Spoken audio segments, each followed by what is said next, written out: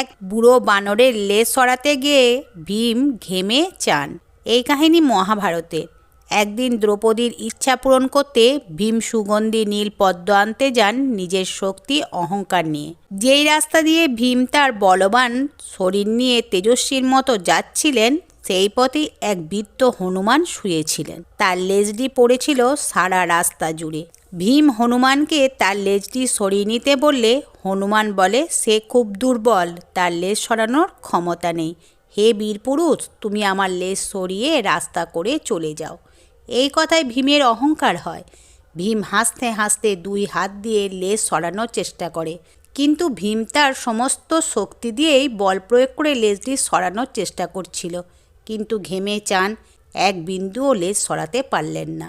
তখন ভীম বুঝতে পারলেন এ সাধারণ কোনো বানর নয়। ভীম হাত জোর করে নম্রভাবে বললেন, হে বানর শ্রেষ্ঠ, আপনি কে? আপনি তো আপনার শক্তি দিয়ে পৃথিবীকে নড়িয়ে দিতে পারেন। আপনার আসল পরিচয় দিন। তখন হনুমানজি নিজের আসল রূপে ফিরে আসেন ও বলেন, আমি তোমার বড় ভাই হনুমান, আমরা দুইজনই পবন পুত্র।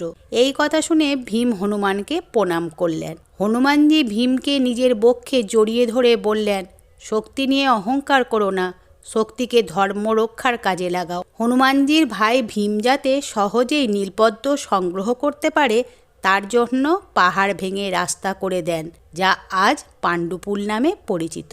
এটি রাজস্থানে অবস্থিত। এরই পাশে রয়েছে হনুমানজির মন্দির। এখানে হনুমানজি শয়ন মুদ্রায় বিরাজমান, যেমনভাবে হনুমানজির সাথে ভীমের প্রথম সাক্ষাৎ হয়। নমস্কার বন্ধুরা, ভিডিওটা যদি ভালো লেগে থাকে কমেন্ট বক্সে সকলে লিখুন জয় বজরংবলী, জয় শ্রীরাম।